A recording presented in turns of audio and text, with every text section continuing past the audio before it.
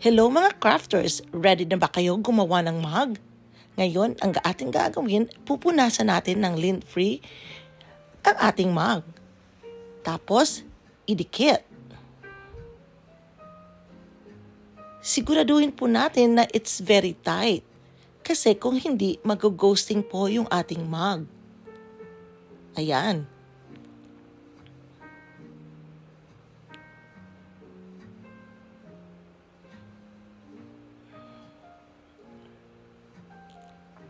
Tapos, i-ready na natin yung ating mug press. Pag mag-green na, pwede na nating ilagay ang ating mug.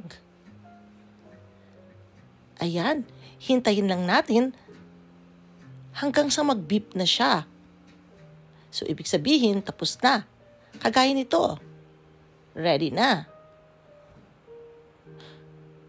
Kunin natin.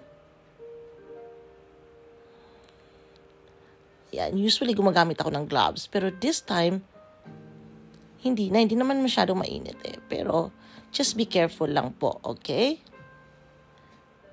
Ayan na siya. Ready na ba kayo? Tingnan.